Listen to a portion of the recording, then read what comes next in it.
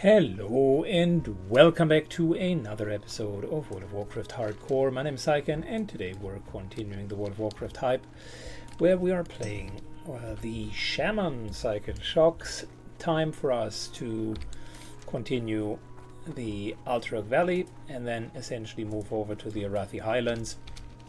Most of that is happening now. We're going to get the rusted key for Goldir. And that'll be potentially it up here. I don't want to do the elite quest all by myself. So, a couple of castles here, so we're starting with grounding totem. And a lot of those syndicate spies as well. Gotta be a bit careful here, totems will very likely pull at some point.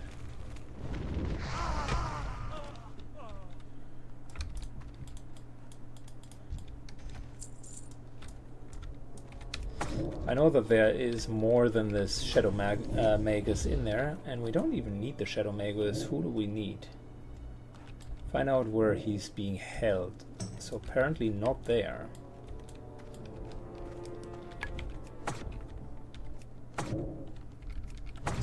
Good. Have my little totem base here.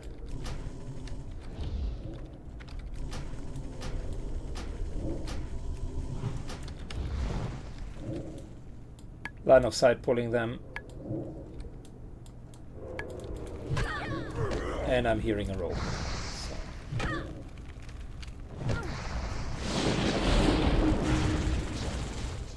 Very likely this is going to end poorly. I was about to say, thought I heard someone stealthing, but apparently that's not the case.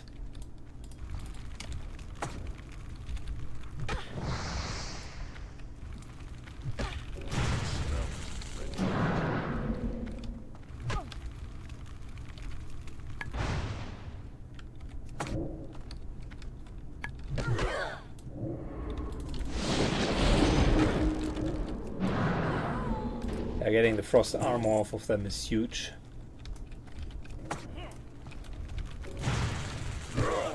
Okay, there's a red mob back there.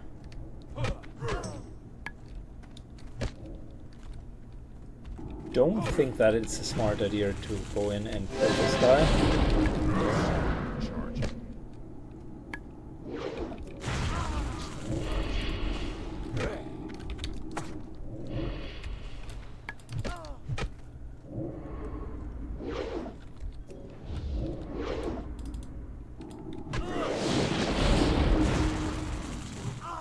We're pretty good against casters. Those were two even leveled casters.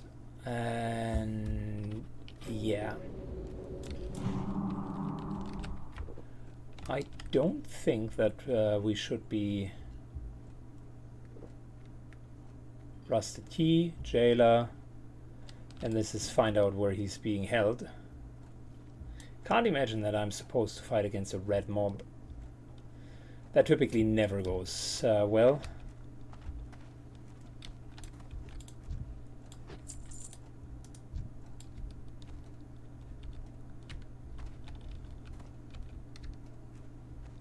Yeah, we're going to skip this. We're going to fight against the red mob.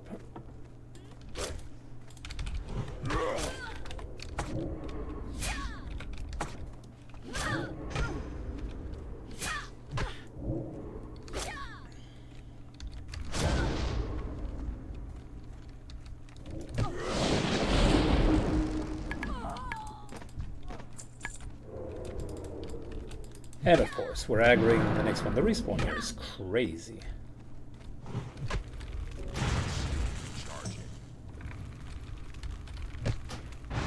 That spell isn't ready yet.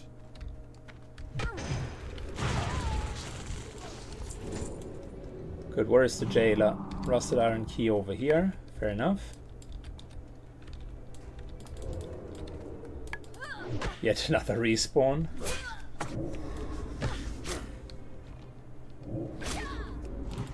Don't remember this area to be that contested. I always remember it to be slightly problematic with all of the spies, but this is crazy respawn.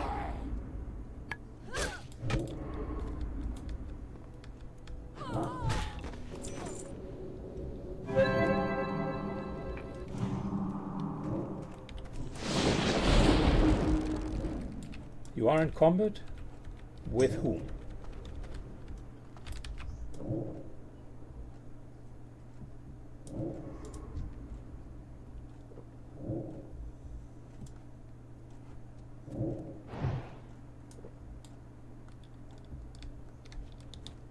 Good, maybe it is because of the mage.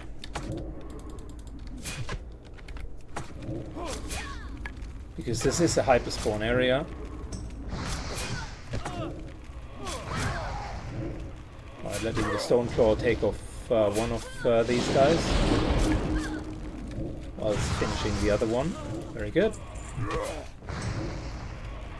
Once the Stoneclaw is done, we're switching back to Earthbind again.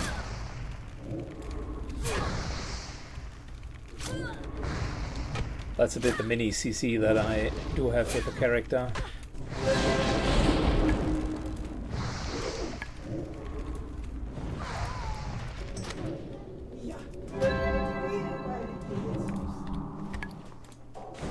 Good. Little mini buff. I'm just trying to get into that house, man.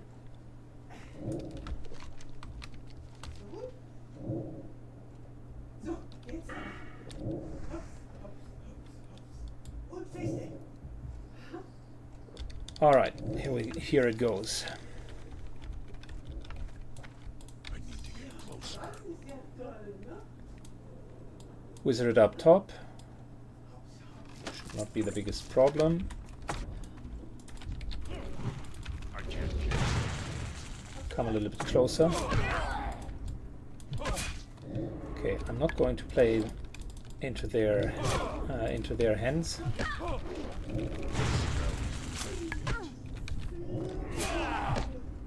You're playing my game and not the other way around. Very good. So wizard down. Let's go with the spy.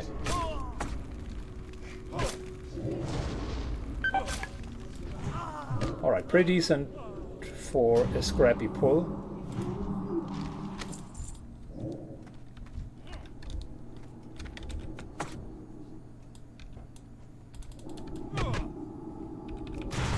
Interrupting the first, the second one can go into the grounding totem.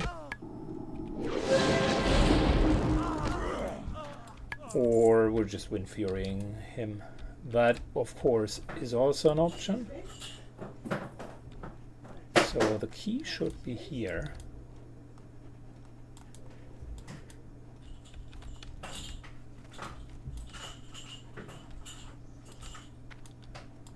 Gosh, I have never done this quest in case it wasn't obvious.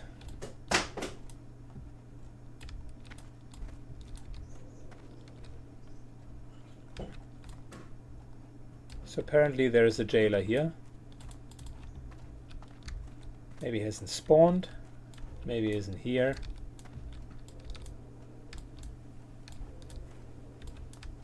But there is supposed to be a key here.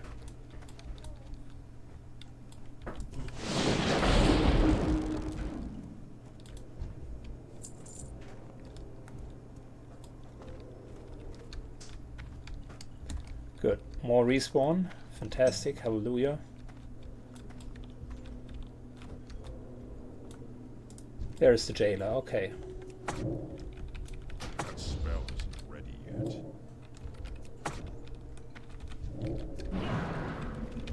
Still recharging.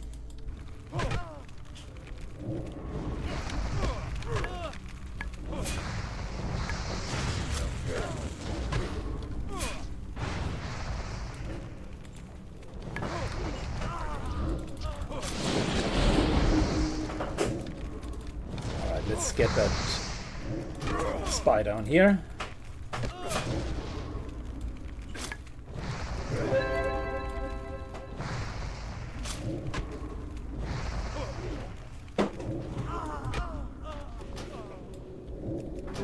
luckily for us, the jailer didn't pull. That's good. And also luckily for us, I've bought plenty of level appropriate water. We're now 35, so you can see we're drinking much faster than before. So let's get the jailer.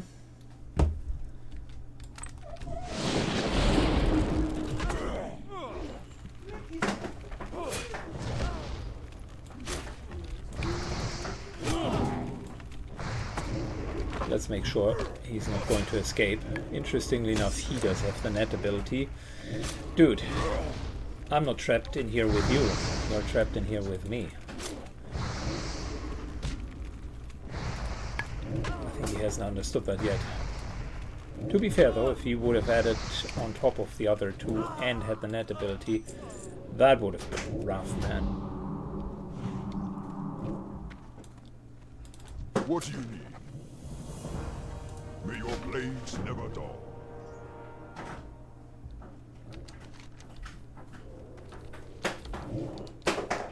Okay, so he wants to stay here. It's still recharging.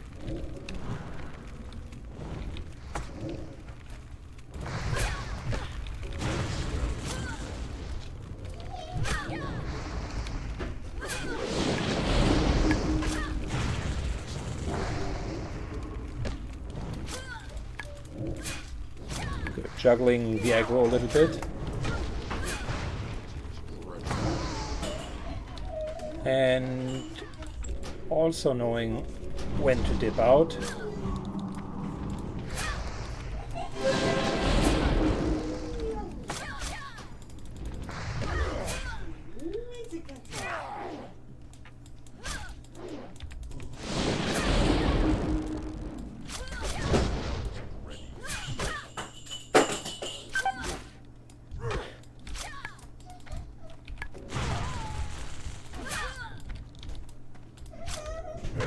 Good, we're going to take a potion here. Just rather be safe than sorry.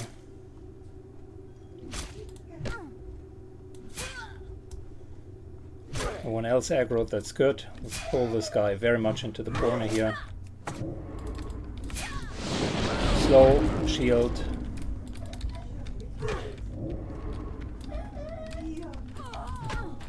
And kill. Triple pull. Yeah, not fun. Not fun at all. Okay. The easy first instinct is always to just run away and panic, but 95% of the time just standing your ground and fighting it out is the correct choice.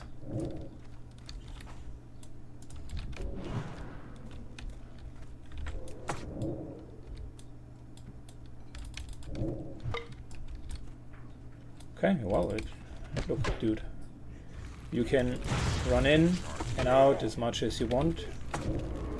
At the end of the day, you need to fight me on my turn, otherwise you're going to just waste your time.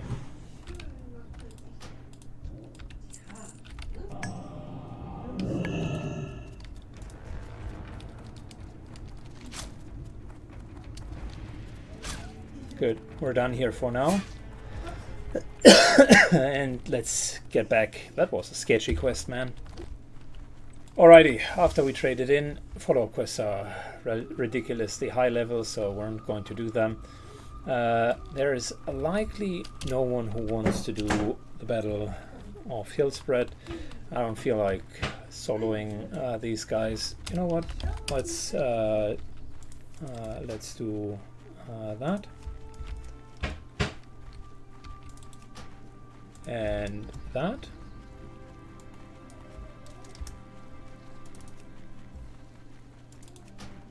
And that. And if either of them says they want to do it, then we can give it a shot. Elsewise, we are off to the Arathi Highlands. And now that would mean... oh, well, maybe it means we're doing that quest. V-Triber is joining us.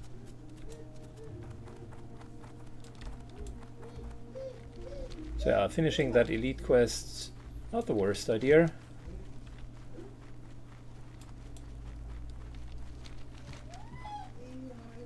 But it'll take him some time to get down there. Anyways, let me take care of that. That's relatively straightforward. You've seen that quest already, so I'll just fast forward. Good. In typical World of Warcraft random player does random shit fashion, we're witnessing that the hunter, that just wanted to do that very quest, wondered why he doesn't have said quest, and then figured out, oh no, it's actually a quest that requires a couple of pre-quests, so peace out, just left the group. GG. Well, that's the life of a MMO, and if you have a very low populated faction, and you only have 3 people to choose from, one doesn't have time, one doesn't respond, and one is too occupied to understand that the quest that they don't have in their quest journal cannot really be completed, then you are left with no options. I'm not going to solo it. Instead, we're going to turn our attention to something completely different. The Boulder Fists here. Boulder Fist Enforcers and Ogres. That is an interesting little setup. We got to be careful on that way. There's an elite patrol. So it's the only thing that we don't want to run into. Everything else is cool. Everything else is cool. So, let's start with the Ogres and have a little bit of fun with them. So we don't need trolls, I think. We just need the ogres, and that should not be a big problem. Weapon enhancement, let's go. I'm wondering if this is actually mana efficient. Just going in, since these are green mobs, I don't want to pre-cast a lot. We can rely on our melee to solve most of the problems.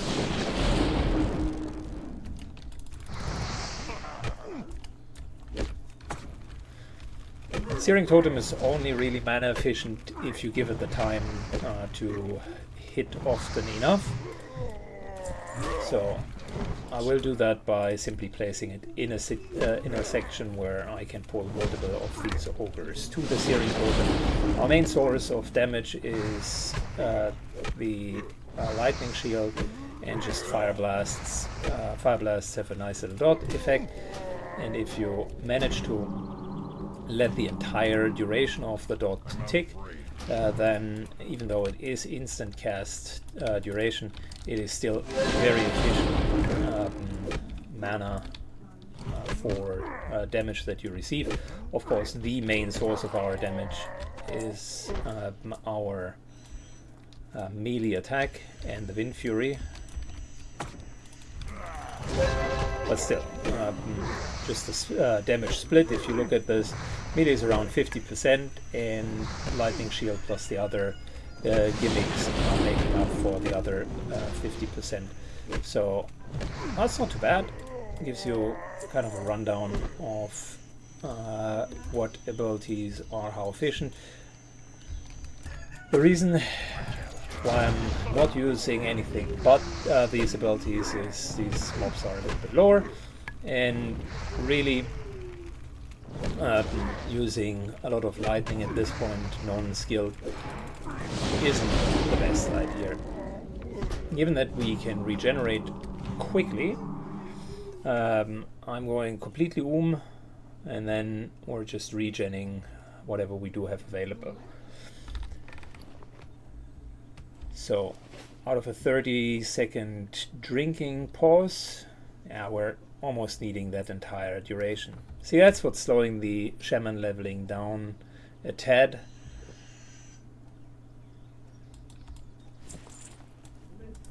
All of the spells and your abilities deal quite a bit of damage actually, but the mana inefficiency, that's a problem, and there is no chance for a huge AoE play like the mage can do.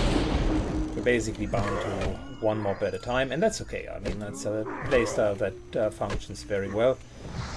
It's just mana that is limiting you.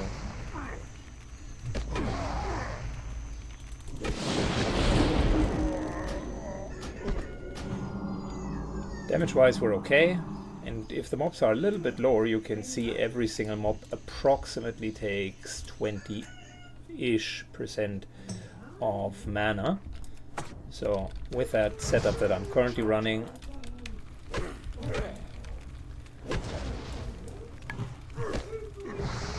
we're looking at around 20% of mana per mob, and that includes healing, shields, totems, etc, etc. So we're going to go into that cave, because that's where the real fun begins. And as mentioned many times before, caves equal graves. Even though we're slightly above the level, we still need to be careful.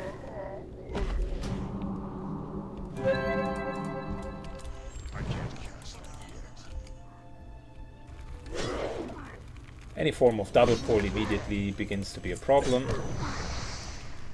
Well, not immediately, but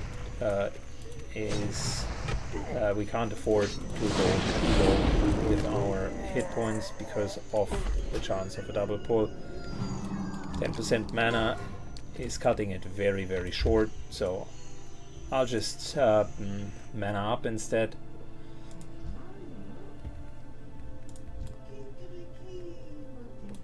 These guys have demo shout on top of it. That's unfortunate.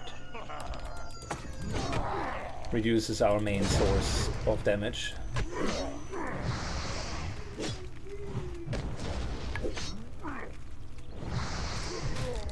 Good.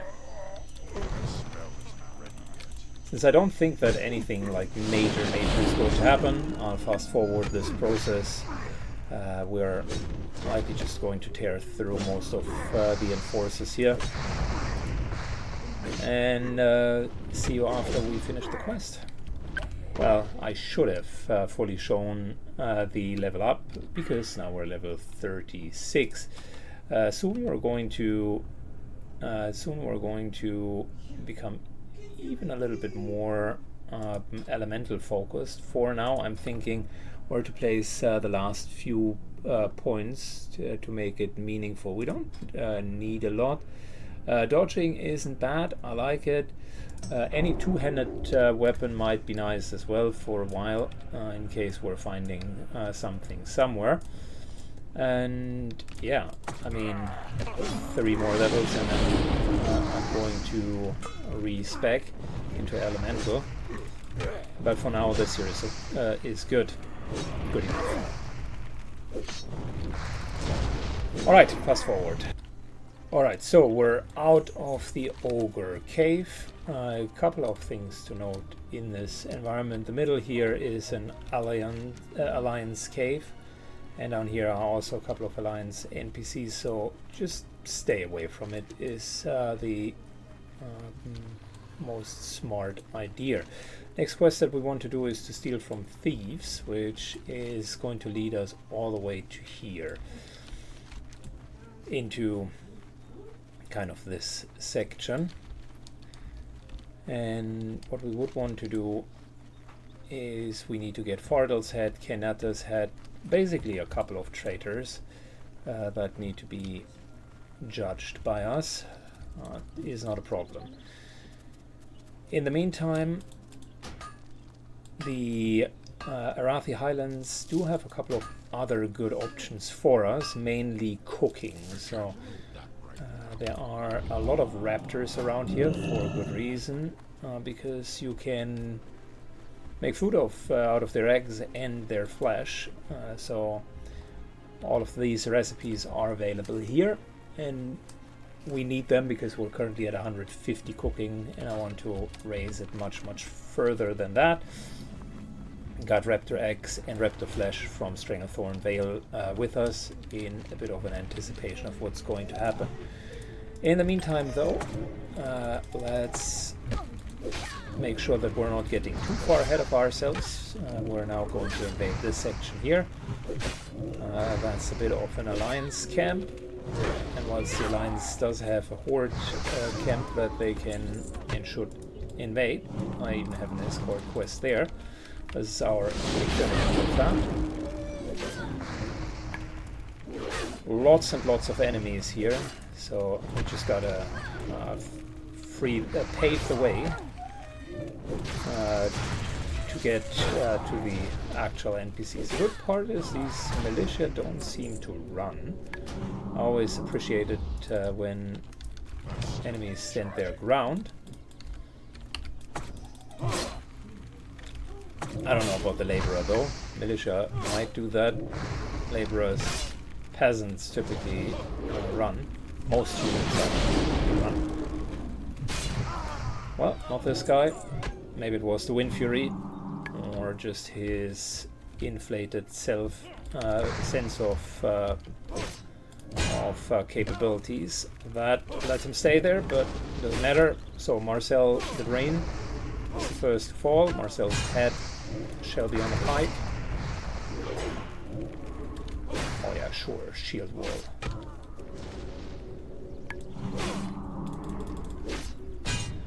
Marcel, what's your problem, man? Shield walling? What a tryhard, right? And then the guy who has shield wall, the tank of all of them, that's the guy who runs. Sure. Marcel has played enough hardcore to know that after the shield wall, it's time to run. Last stand is over. Speaking of which, if I think about the tanking role, I really got the short stick in hardcore. Not only are you relying heavily on the fact that someone else is basically making sure that you're not continuously dying because you're the one taking all of the damage, but on top of it, you also find yourself in a situation that if something goes wrong and people decide to dip out, you will have zero chance because you're the one with all of the mobs on them. Granted, later that completely changes after level 50. It's still dangerous being a tank, but you do have petrification, and that at least gives you a chance to dip out. But you gotta make it to level 50 first.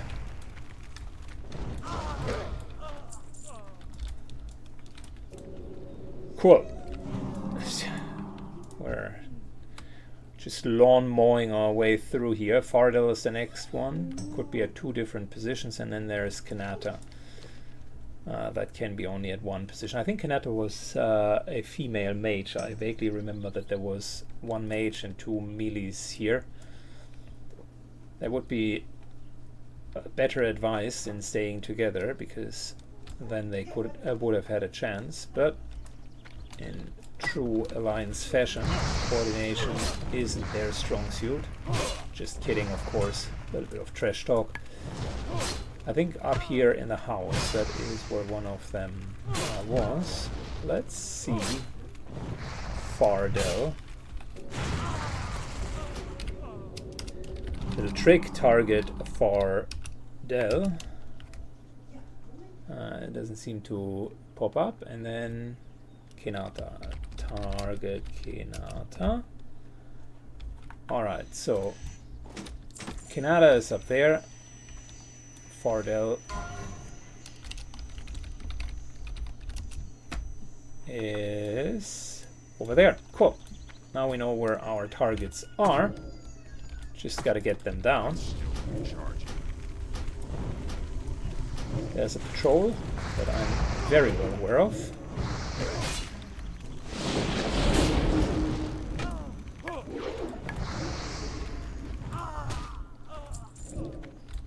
Always be aware of your surroundings, because otherwise you're going to get overrun. So, let's get this patrol down.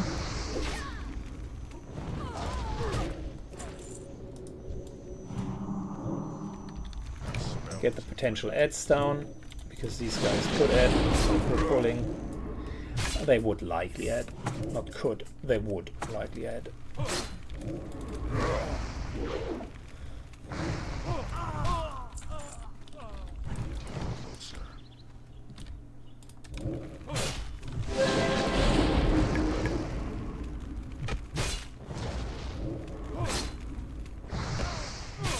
starting to get the hang of the shaman during the leveling process. Really appreciate their unique playstyle. Alright, I think we can even pull her.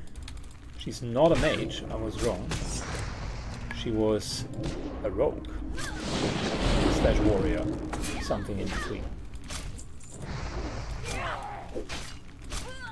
Lots of attacks. I think we're just going to use stone skin totem here. And yeah, lots of attacks do not help you if the big fat Wind Fury triplet hit is coming through. Alright, now it's just Fardell, who is basically on that other side. And in a sneaky way, I think we're just going to make our round here through this corridor and then approach him from behind. A little bit of an ambush.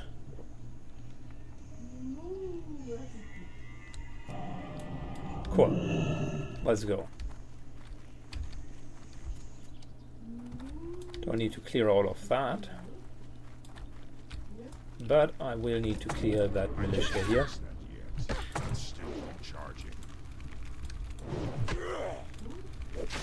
Another militia, okay, that is bad news. I will put a stone claw totem up. Just increase the heat a little bit on that militia. Very good.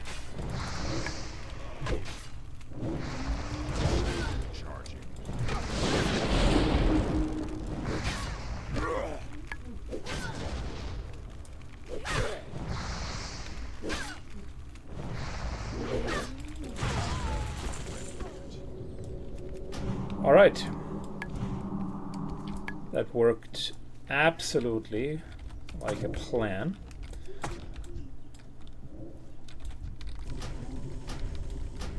Fardell, you're next.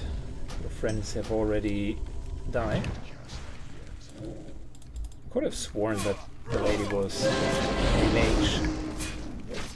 In my memory, there was like one mage here, but all three of them are warriors. Well, no wonder that you suck. Didn't even have a healer with you. Who betrays the horde and doesn't have a fully fledged party to back that up. Sheesh. Really. Good. Next quest. We got the princess trapped here, which will send us into that cave for starters, and we're almost approaching the Arathi camp, which is good. Let's take a look at our first aid. The moment that that goes to, say, 225, we can also do the trauma surgeon quest here with Dr. Cuspin something to just get 300, and eventually Cuspinov? No, that was the guy in Skolomance. Well, the trauma surgeon here. And eventually then also learn the higher level mage weave bandages.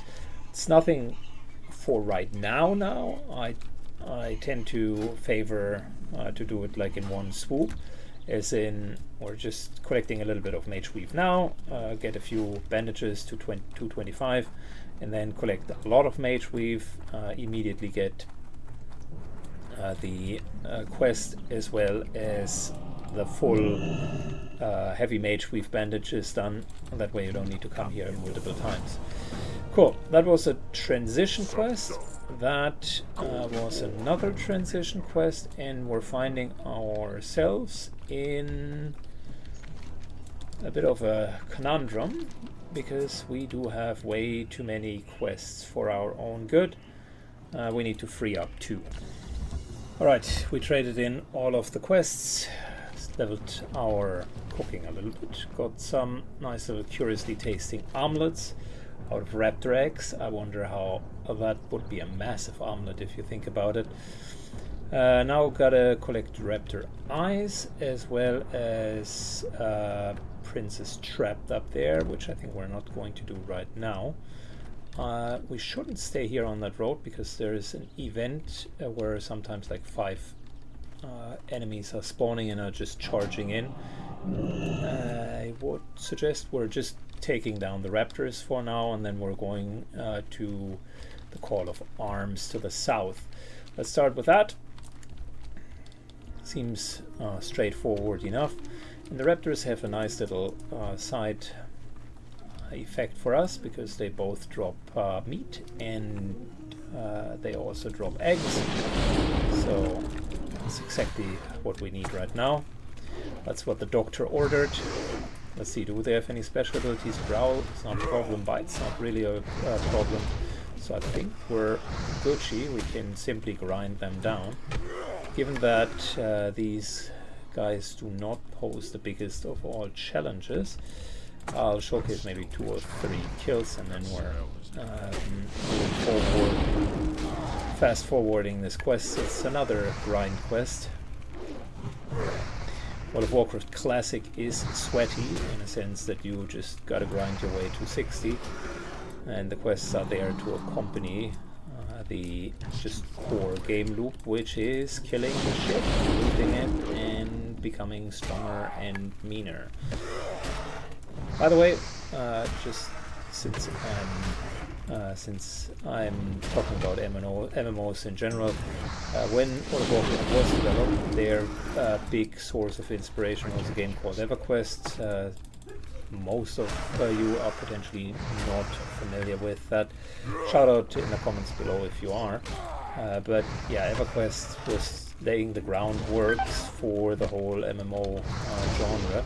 Was kind of the first real MMO that followed a couple of core principles, and the whole, for instance, color coding of items, as well as many references, way more than I could count in World of Warcraft, are just based on that. I could go on potentially an hour in just talking about how much they have borrowed from the content of EverQuest. But bottom line is, just like J.R.R. Tolkien was essentially the first one to ever talk about fantasy and come up with just the core concepts. The World of Warcraft devs essentially just had one game to go off, and that meant that some things were just taken as granted, and the idea of you gotta kill stuff in the world in order to become better, there wasn't even kind of a conceptual debate about that. That was just how the game was supposed to be played. And funnily enough, if you currently look at the design of what they came up with, they actually found a neat way around not just killing stuff, because that becomes a bit too repetitive, but they kind of molded quests around it, and I think they had just a couple of generic templates for that. Kill X, then get reward, collect Y, collect a very rare item, fight towards something that you can collect, escort, and specific assassination of something that is in the middle of a lot of mobs. But at the end of the day, make no mistakes, the reason why kind of Arnok Thunderhoof is on the very mountain where like hundreds of Taurans are just protecting him, is not because that is specifically lore accurate or because they wanted to make a point out of it.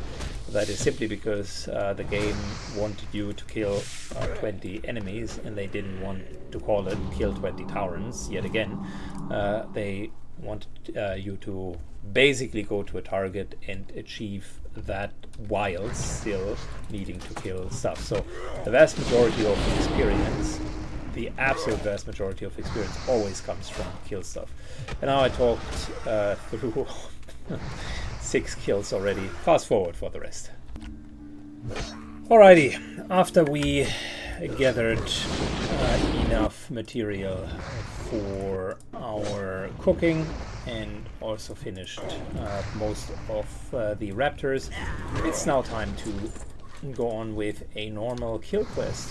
Axe throwers, and what else? Witch doctors, headhunters, all the jazz. It's just literally going through here and cleaning up the entire camp. It shouldn't be a big problem for us. Quite the opposite. So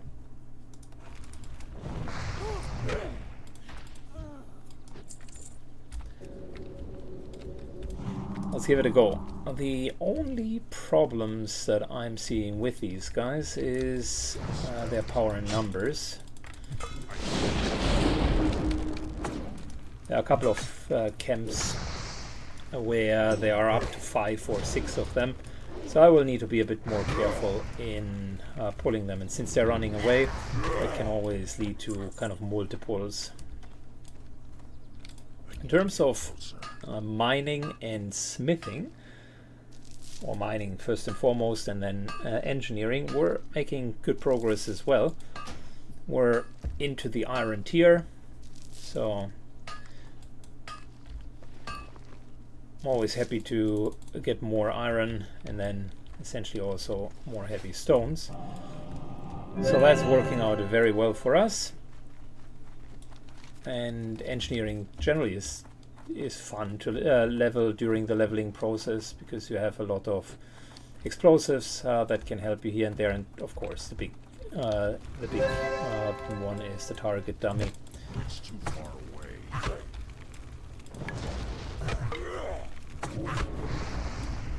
Good. Witch doctors. Those can only be found inside of those camps, which means we will need to clear the camps. There's no way around it. But someone else is here and has cleared that camp already.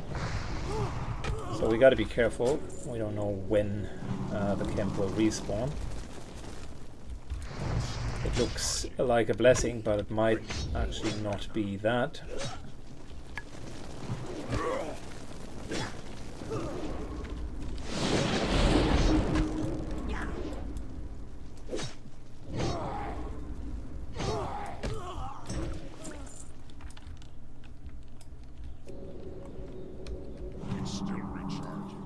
Good. I'll fast forward most of the kills here, because we don't even need to go into the I don't know, the headhunters. I think they might be inside. I'll fast forward at least until we're at the cave. Alright, we made it to the cave, and as I was suggesting initially, we're indeed here to kill a couple of headhunters. Not only that, witch doctors as well, but mainly also headhunters. And these guys are only within the cave. Caves are dangerous, so we gotta be a bit mindful of how we're approaching the whole situation.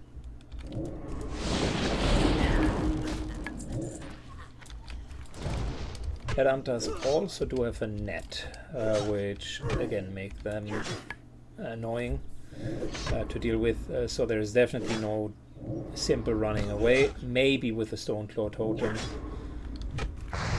or a target dummy, but you don't want to be spawned by headhunters.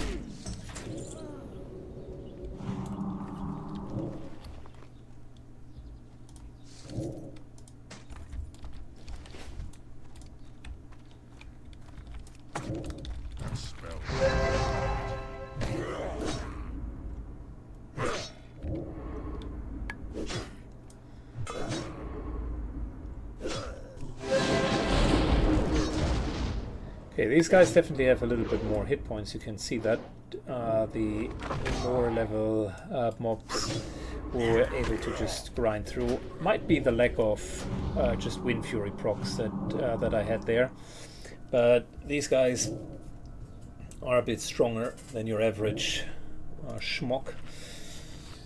So even one more reason to be careful. What do we need to do inside? I think it's just the headhunters, right? A couple of witch doctors, and that's about it. Nothing that we need to click or do. Cool.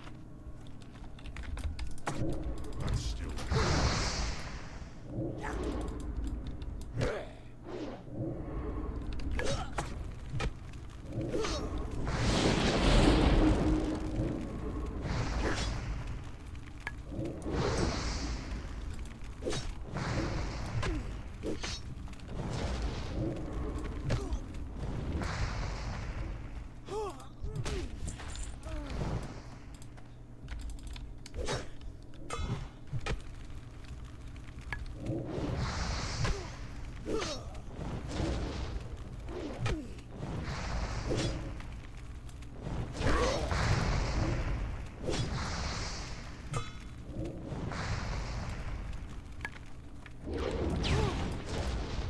Good.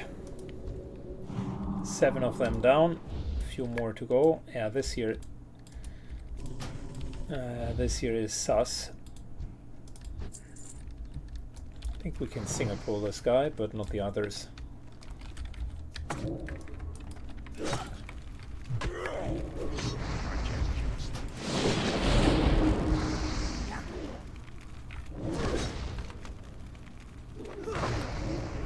Good, 2 more headhunters that we need to go through, but we also need to go through a lot of the others. And there are a few headhunters in front of the cave.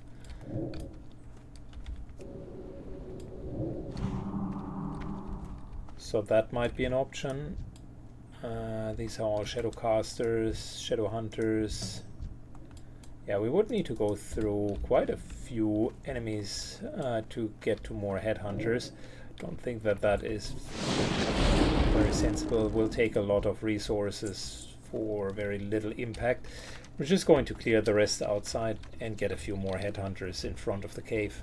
Alright, so we're done down here. I think... are we going to do the Bloodstone Amulet?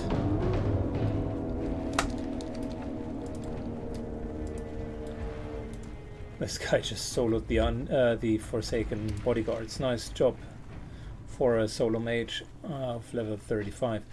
Anyways, Bloodstone Amulet. I think we're going to do that, a little bit of a syndicate run, and then we're running over here. You know what? Let's do this one first, just because it makes more sense. Then we can also trade in and get a couple of follow-up quests. Good. Trade in over here. Raptor Amulet. Into... What do you need? Gromol. I like those little dialogues because 270, that is 2 mob kills. Easy peasy.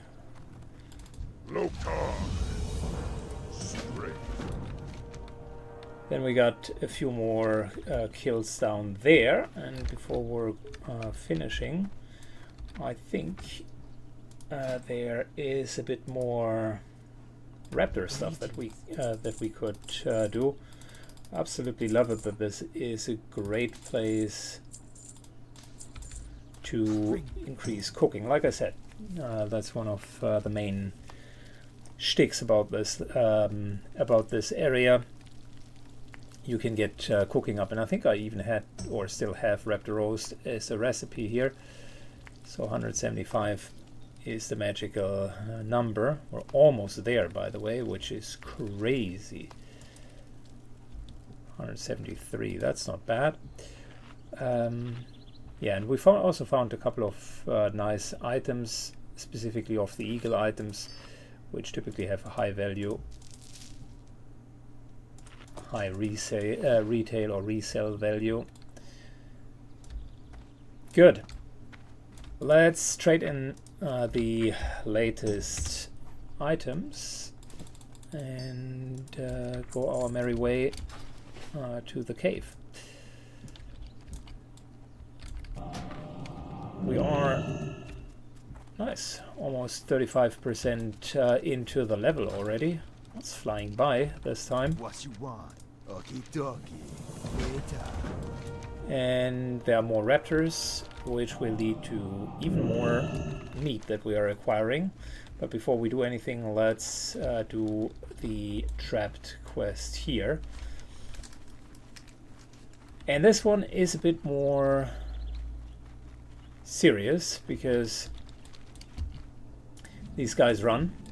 They look deceivingly innocent, but they are quite the opposite.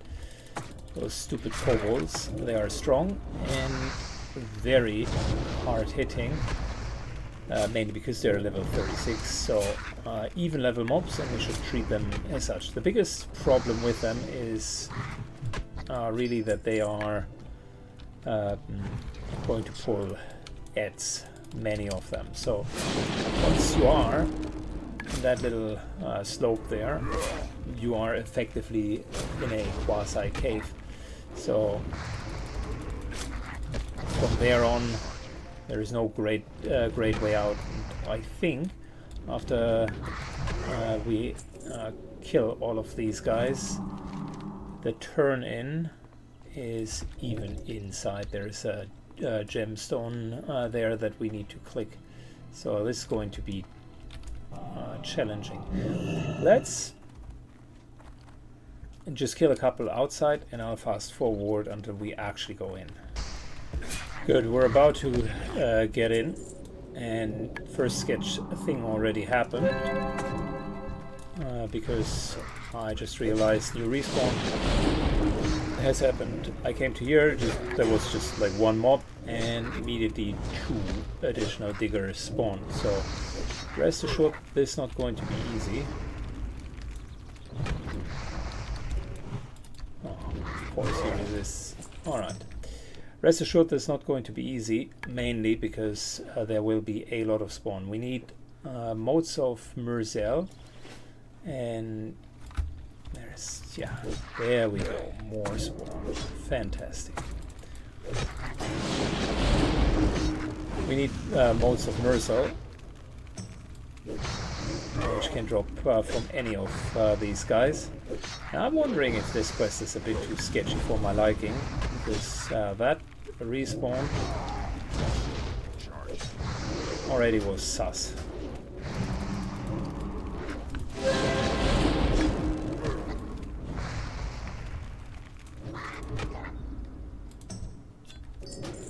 I was just drinking and look at that. We're running yet into more respawn. These surveyors are a bit of a challenge, but not for us because we do have grounding totem and so on, so we should be fine.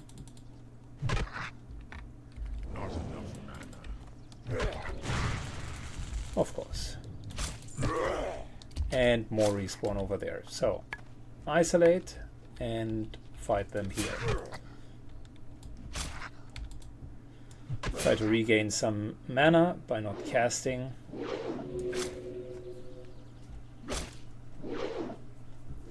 Grounding totem still stands there, which is a bit of a challenge. That could be that we could pull someone else. So here we go, 2 totems.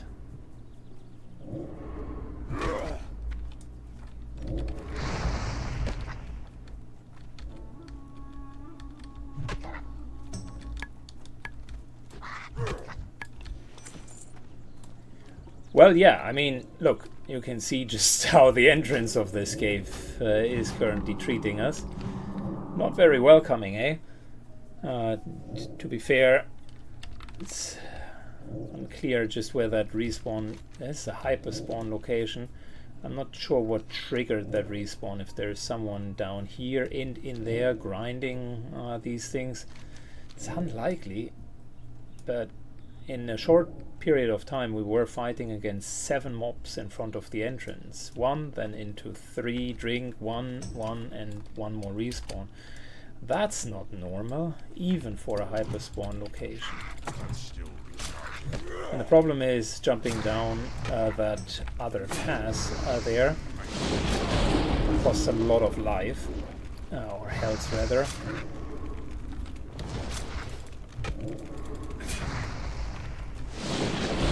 And look at that. Yet another respawn, eh?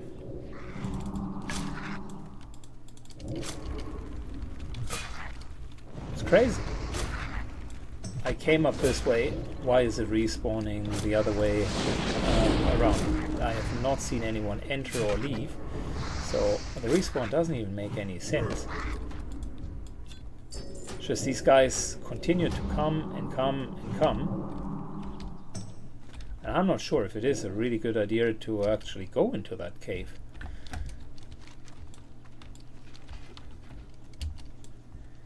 I will first of all get the motes of Myrzel in front, and then we're making a push. Good, we got ourselves 11 motes, so either we push now or we abandon it. And I figured I'm not a soy boy, so we are going to push in, even though it is dangerous. You can already see 5 corpses here, 6 actually, and that shows you just how well protected that overall cave is, but that shall not deter us.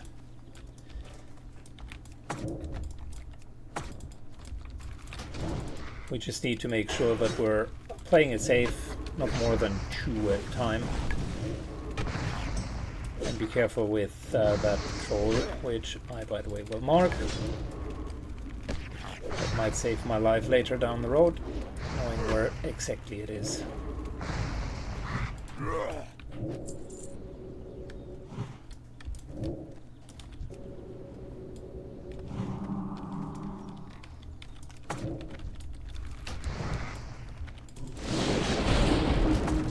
Good. We're definitely going to play with the Earthbind token here.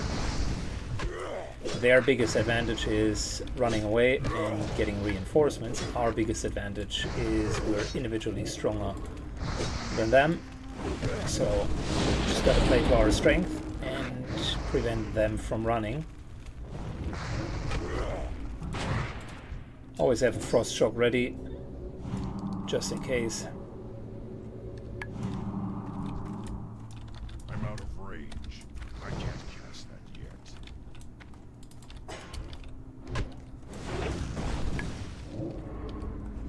Good. This entrance zone in particular seems to be quite respawn heavy. So we want to be careful that our totems also do not pull additional enemies.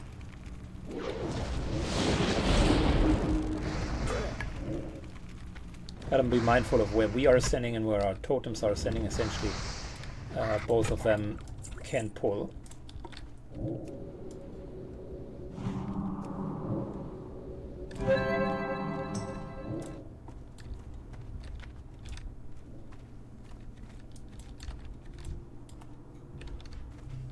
Yeah, that could be sketchy. Level 40 Geomancer in here. Oh, the game really is trying to tell us to F off.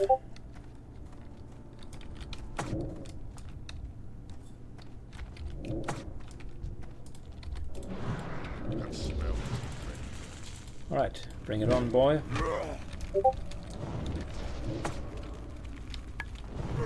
Line of sight and grounding totem.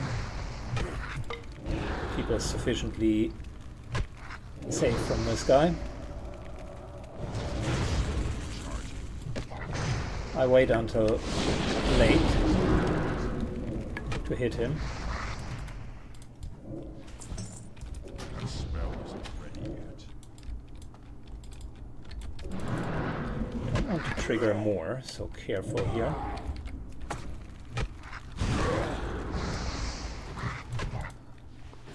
The advantage of these guys, though, is they have paper thin hit points, so not a lot to worry about.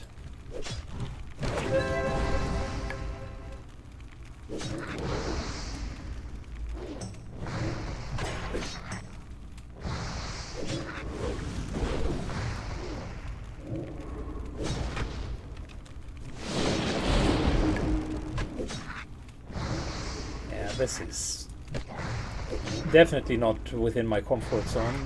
This cave in particular.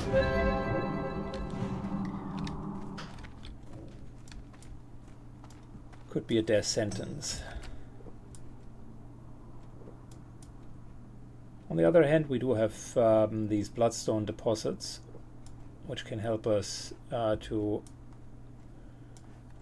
raise our mining. And yet, on the other hand, we're up against the clock because we really need to kill these guys quickly. Problem that I'm seeing is that we have now committed, so we're kind of in. Respawn will happen at some point. That includes patrols and so on and so forth. And unfortunately, we also need to get out afterwards. Really a sketchy quest, if you think about it.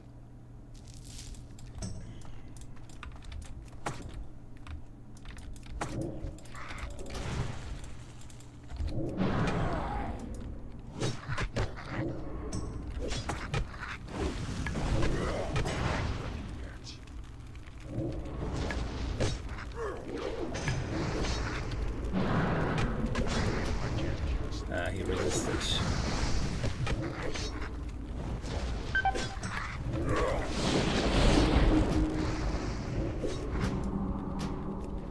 No respawn yet, we're okay. Charging.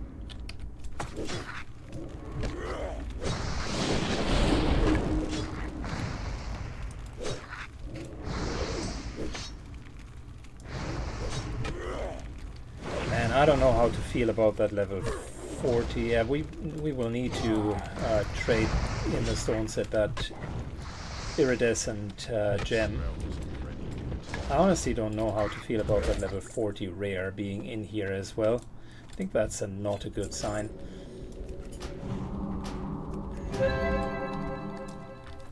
You know what? I'm not sure if I would want to do that. I am contemplating whether or not it's worth to risk the character. We can come back in 2-3 levels. I do have the stones. Everything's fine. Like from that standpoint, no time is lost, and we've gotten decent experience. I'm just too concerned with this here.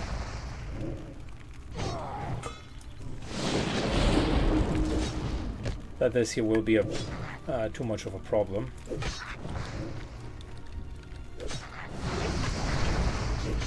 These guys overall are strong, and they just have specifically power in numbers,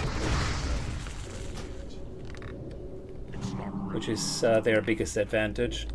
And yeah, I think we're calling it here, and we're also calling the episode here. Next time we're continuing with the raptors and a couple of just straightforward quests. You need to know your limits, and that orange rare might have just tipped it towards not doing it. There were a lot of doublets and triplet pulls. That in itself already sucks, but